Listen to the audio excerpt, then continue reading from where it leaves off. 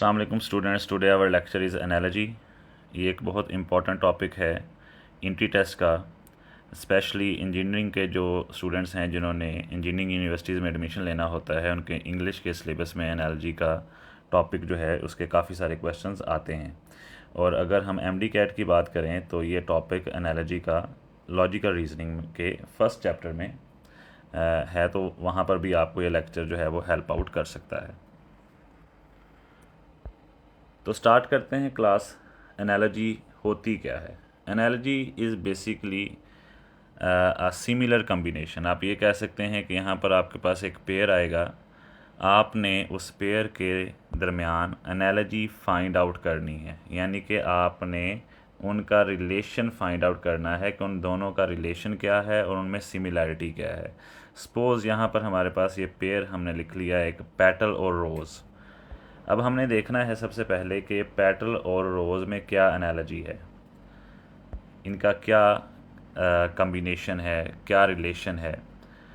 अब जब हम इनके दरमियान रिलेशन को फाइंड आउट कर लेंगे तो फिर सेम वही रिलेशन हमने गिवन ऑप्शंस में फाइंड आउट करना है। जैसे हमारे पास क्वेश्चन है पेटल और रोज़, अल्फ़ा ऑप्शन है बुक और पेज, डॉक्टर और मेडिसन, चार्ली ऑप्शन है टीचर एंड क्लासरूम, और डेल्टा ऑप्शन है बीड और रोजरी।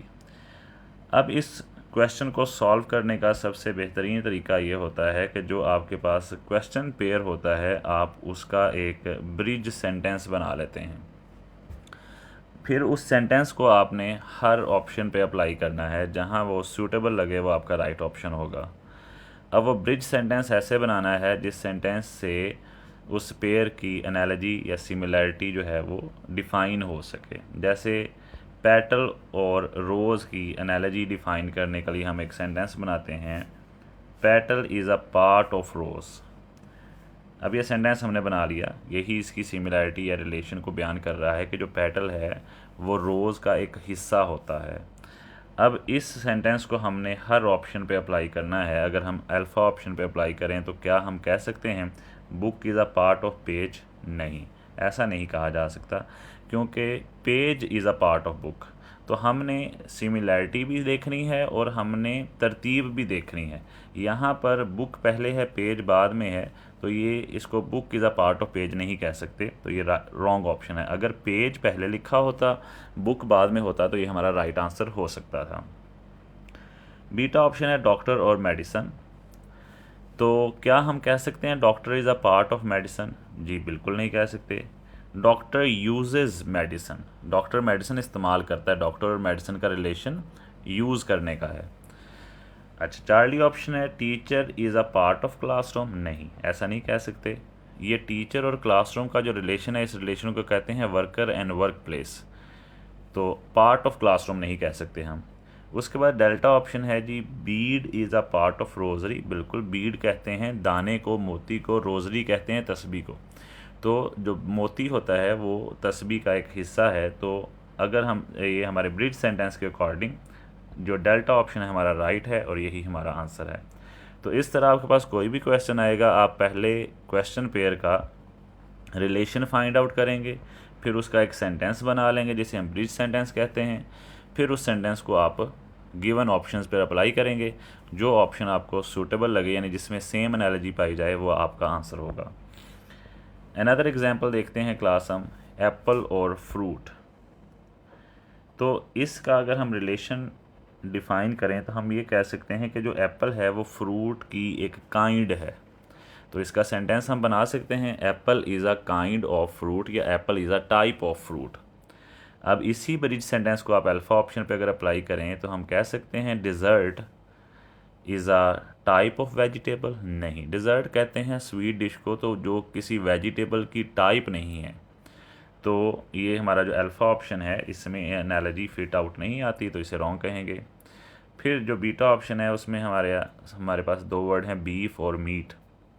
तो क्या हम कह सकते हैं beef is a kind of meat या beef is a type of meat? जी बिल्कुल, हम ऐसा कह सकते हैं। तो हमारे जो एनालॉजी के अकॉर्डिंग और हमारे ब्रिज सेंटेंस के अकॉर्डिंग बीटा ऑप्शन हमारे लिए करेक्ट है। अब हम रिलेशंस को डिफ़ाइन कर लेते हैं, कुछ रिलेशंस जो मोस्टली पूछे जाते हैं उनको देख लेते हैं, फिर उसी तरह के सवाल आपके पास आएंगे तो उनको सॉल्व करने का तरीका भी डिस्कस कर लेंगे। सबसे पहला रिलेशन हमारे पास है the class thing and what it symbolise, यानी इसमें जो दो लफ्ज़ लिखे होंगे, एक थिंग होगी और दूसरा उसका सिंबल होगा, मतलब उसको सिंबल, वो किस चीज़ को सिंबलाइज करती है।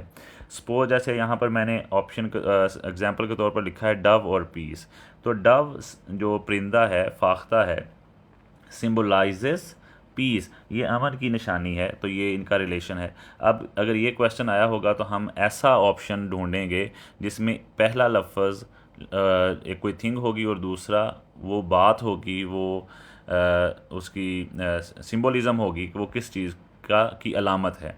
जिस तरह रेड सिम्बलाइजेज डेंजर, रेड जो है वो ख़तरे की निशानी है। फ्लावर सिम्बलाइजेज ब्यूटी, जो फूल है वो खूबसूरती की निशानी है। लाइन सिम्बलाइजेज, या line is a symbol of bravery. आप अपनी सहूलत से सेंटेंस बना सकते हैं, मीनिंग उसमें एग्जैक्ट होना चाहिए, फिर आप उसको ऑप्शंस पे अप्लाई करेंगे तो आपको राइट आंसर मिल जाएगा। तो पहला हमारा जो रिलेशन है वो क्या है, thing and what it symbolises. अच्छा जी, उसके बाद हम आ जाते हैं नेक्स्ट अपने एनालॉजी पे, नेक्स्ट रिलेशन पे, which is thing and its origin. इसमें जो पेयर होगा वो ऐसे होगा कि आपके पास एक चीज़ होगी और दूसरा वो जगह होगी या वो चीज़ होगी जिसमें वो चीज़ पाई जाती है, जो उसका ओरिजिन है। जैसे पहली एग्जांपल हमारे पास लिखी हुई है ऑयल और सीड्स। तो ऑयल का ओरिजिन क्या है, ऑयल को कहाँ से हासिल किया जाता है, ऑयल को सीड्स, बीजों से हासिल किया जाता है। मिनरल्स कहाँ पर पाए जाते हैं, ज़मीन में पाए जाते हैं, तो मिनरल्स का ओरिजिन क्या है, अर्थ है। हीट का ओरिजिन क्या है, सन है। तो ये तरतीब चेंज भी हो सकती है, सन पहले, हीट बाद में, अर्थ पहले, मिनरल्स बाद में, सीड्स पहले, ऑयल बाद में। तो जैसी तरतीब क्वेश्चन वाले पेयर में होगी वैसी तरतीब ही आप सिमिलैरिटी भी देख लें और तरतीब भी देख लें ऑप्शन में। उसके बाद जो थर्ड रिलेशन है इसे कहा जाता है an action and it's conclusion, कि कोई काम फिर उसका रिज़ल्ट क्या निकलेगा। तो रिज़ल्ट पहले और एक्शन बाद में भी हो सकता है, एक्शन पहले और रिज़ल्ट बाद में भी हो सकता है। ठीक है जी। जैसे पहला हमारे पास है यहाँ पर एग्जांपल रेस और टायर्डनेस, कि ज़ाहिर है कोई शख्स अगर रेस लगाएगा तो उसका कंक्लूजन क्या निकलेगा, उसका रिज़ल्ट क्या निकलेगा, उससे टायर्डनेस होगी, वो थकावट का शिकार होगा। फास्ट रिजल्ट्स इन हंगर, आप ऐसे सेंटेंस बना सकते हैं, फास्ट रिजल्ट्स इन हंगर, कि जो अगर आप रोज़ा रखते हैं तो उसका रिज़ल्ट क्या निकलेगा कि आपको भूख लगेगी, तो ये इसका कंक्लूजन है। तो इसी तरह आप ऑप्शन में भी देख लेंगे कि जिसमें एक एक्शन हो और दूसरा उसका रिज़ल्ट हो, वो इसका राइट आंसर मिल जाएगा आपको। नेक्स्ट रिलेशन है थिंग एंड इट्स फंक्शन, कि कोई चीज़ और उसका फंक्शन क्या है, यानी उसको किस काम के लिए यूज़ किया जाता है। जैसे यहाँ पर हमारे पास पहला जो पेयर है गन और shoot, gun is used to shoot, gun को इस्तेमाल किया जाता है शूट करने के लिए। Pen is to write, pen किस लिए इस्तेमाल किया जाता है, लिखने के लिए इस्तेमाल किया जाता है। तो इस तरह एक चीज़ और उसका यूजेज पहले और चीज़ बाद में भी हो सकती है। तो मैं बार बार कह रहा हूँ कि जो क्वेश्चन पेयर की तरतीब हो वही आपके राइट आंसर की तरतीब होनी चाहिए।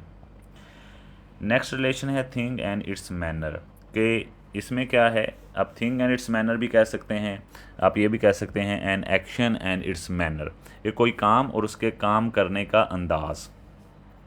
जैसे पहले है जॉट और right, jot is a manner of right, यानी लिखने के मुख्तलिफ तरीके होते हैं जिसमें जॉटिंग एक तरीका है।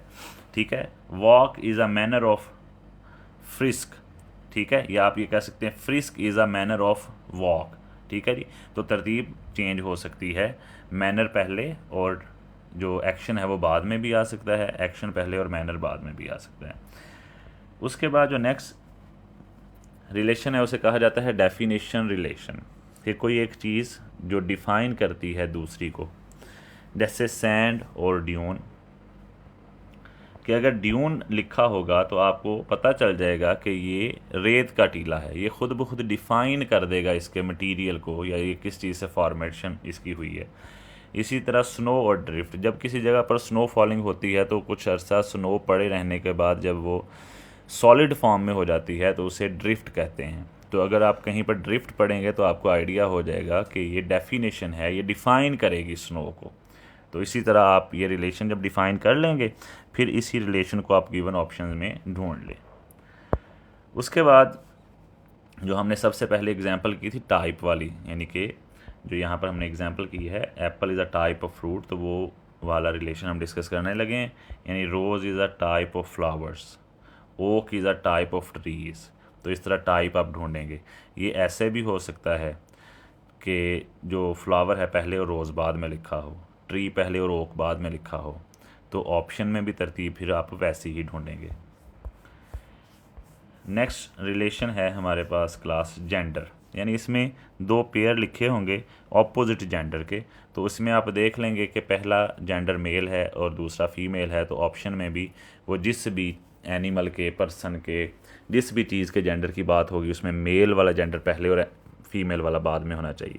अगर क्वेश्चन में फ़ीमेल वाला पहले और मेल वाला बाद में है तो आंसर भी वैसा ही होगा कि फ़ीमेल पहले और मेल बाद में। अब जैसे इसमें लिखा हुआ है मैन एंड वुमेन, तो इसमें मैन यानी मैस्कुलिन जेंडर पहले है और फेमिनिन जेंडर बाद में है, तो आप इसका आंसर भी वैसा ही ढूंढेंगे। अब काऊ और बुल, ये रिलेशन तो वही है लेकिन तरतीब ऑपोजिट है। काऊ फीमेल है और बुल इसका मेल है, तो आपने जेंडर वाला रिलेशन भी देख लेना है और ये भी देख लेना है कि मेल और फीमेल की तरतीब क्या लिखी गई है। उसके बाद नेक्स्ट रिलेशन है यंग वंस, यानी कोई भी जानवर है या कोई इंसान है या कोई चीज़ है, उसके जो छोटे बच्चे हैं उन्हें क्या कहा जाता है। जैसे बेबी और mother, baby is a young one of mother, तो इस तरह आप इसका ब्रीफ सेंटेंस बनाएंगे। किड और गोट, जो बकरी के बच्चे होते हैं उन्हें भी किड कहा जाता है और इंसान के बच्चों को भी किड कहा जाता है, तो आप ये कह सकते हैं kid is a young one of goat. तो यहाँ पर भी आप तरतीब भी जहन में रखेंगे कि जो यंग वन है वो पहले लिखा हुआ है, तो आंसर में भी यंग वन पहले लिखा होना चाहिए। इसी तरह kitten is a young one of cat and rabbit, यानी बिल्ली के या खरगोश के छोटे बच्चों को किटन कहा जाता है, तो ये रिलेशन है इनका। उसके बाद जी नंबर में क्या देखेंगे क्लास के, एक चीज़ है जो काफ़ी ज़्यादा मिलकर कोई ग्रुप नाउन या कलेक्टिव नाउन बना रही है। जैसे आप यहाँ पर सबसे पहले एग्जांपल देखें प्राइड और लाइन, तो इसका रिलेशन ये है pride is a group of line, यानी शेरों का एक झुंड जो होगा उसे हम प्राइड कहते हैं। इसी तरह fleet is a group of ship, मतलब बहुत सारे बहरी जहाज़ हों तो उसे हम फ्लीट कहते हैं, और उर्दू में जैसे हम बहरी बेड़ा कहते हैं तो उसमें काफ़ी सारे जहाज़ होते हैं, तो हम ये है ये कि कोई चीज़ और उसका ग्रुप। तो यहाँ पर देखें ग्रुप पहले और वो चीज़ बाद में लिखी हुई है, तो आंसर में भी ग्रुप पहले और जिस चीज़ का वो ग्रुप है वो बाद में लिखी हो। अगर यहाँ पर लिखा होता है ना लाइन और प्राइड, तो फिर उसका आंसर होता है शिप और फ्लीट। नेक्स्ट रिलेशन है उसे कहा जाता है थिंग एंड इट्स क्वालिटी, कि कोई चीज़ और उसकी करैक्टरिस्टिक क्या है, उसकी खूबी क्या है या किस वजह से वो जानी पहचानी जाती है। जैसे आइस की क्वालिटी क्या है, कोल्ड होना। फायर की क्वालिटी क्या है, हॉट होना। तो इसमें चीज़ पहले लिखी हुई है, उसकी क्वालिटी बाद में लिखी हुई है, तो सेम आंसर होगा। क्वालिटी पहले और चीज़ बाद में हो तो फिर उसी तरह का आंसर आप ढूंढेंगे। उसके बाद क्लास नेक्स्ट जो हमारा रिलेशन है which is a thing and when it requires for, कि कोई चीज़ और उसकी ज़रूरत कब पड़ती है, यानी व्हाट इट रिक्वायर्स फॉर, किस काम आती है वो। जैसे ऑक्सीजन और breathe, oxygen is required to breathe, to breath, ठीक है, टू ब्रीथ, सांस लेने के लिए हमें ऑक्सीजन की ज़रूरत होती है। Fuel is required for cars, कि एक चीज़ और वो किस चीज़ के लिए इस्तेमाल होती है, ये इनका रिलेशन है। इसी तरह का आप आंसर ढूंढेंगे। उसके बाद क्लास जो अगला ऑप्शन है वो है सिनोनिम एंड सिनोनिम वेरिएंट। तो सिनोनिम और सिनोनिम वेरिएंट में फ़र्क क्या होता है इसे आप पहले समझेंगे। जो सिनोनिम होता है क्लास, उससे मुराद ये है कि दो लफ्ज़ जिनका मीनिंग भी सेम हो और पार्ट ऑफ स्पीच भी सेम हो। और सिनोनिम वेरिएंट से क्या मुराद है कि दो लफ्ज़ हैं जिनका मीनिंग तो सेम है लेकिन पार्ट ऑफ स्पीच डिफरेंट है। तो अगर आपका क्वेश्चन पेयर सिनोनिम है यानी कि मीनिंग भी सेम है और पार्ट ऑफ स्पीच भी सेम है, तो आपका आंसर भी सिनोनिम होना चाहिए, यानी मीनिंग भी सेम और पार्ट ऑफ स्पीच भी सेम, यानी दोनों या नाउन हो या दोनों एडजेक्टिव हों या दोनों एडवर्ब हों। और अगर आपका क्वेश्चन पेयर सिनोनिम वेरिएंट है, यानी कि मीनिंग तो सेम है लेकिन पार्ट ऑफ स्पीच डिफरेंट है, तो उसी तरह का आप ऑप्शन ढूंढेंगे जिसमें मीनिंग तो सेम होगा लेकिन पार्ट ऑफ स्पीच डिफरेंट होंगे एज इट इज़, जैसे क्वेश्चन पेयर में दिए गए हैं। सिनोनिम की एग्जांपल देखें, हैप्पी और ग्लैड दोनों का मतलब खुश होना है और दोनों ही एडजेक्टिव हैं, तो ये सिनोनिम है। इसी तरह ग्लूमी और सैड दोनों का मीनिंग भी सेम है और दोनों का पार्ट ऑफ स्पीच भी सेम है, तो ये सिनोनिम है। उसके बाद अगर हम सिनोनिम वेरिएंट की बात करें तो कैजुअली और ओकेजनल, कैजुअली और अगला वर्ड है ओकेजनल, ये जो एल वाई वाले वर्ड होते हैं ये मोस्टली एडवर्ब होते हैं, और जो ए एल पर एंड होने वाले वर्ड्स होते हैं ये एडजेक्टिव होते हैं।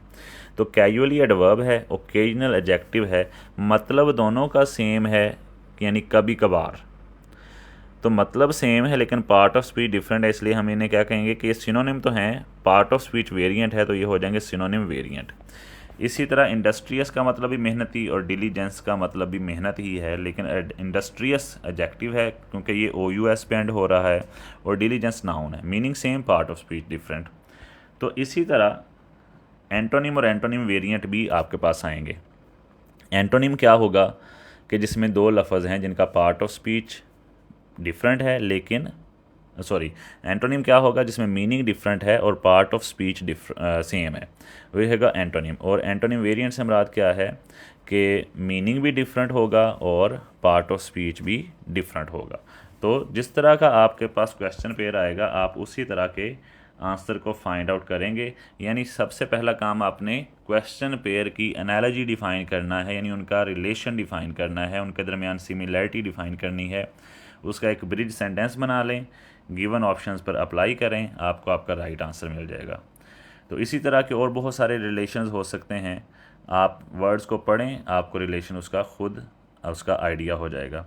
फिर भी अगर किसी पॉइंट की समझ ना आई हो, कोई कॉन्सेप्ट समझ ना आया हो, कोई क्वेश्चन हो, तो आप कमेंट सेक्शन में पूछ सकते हैं।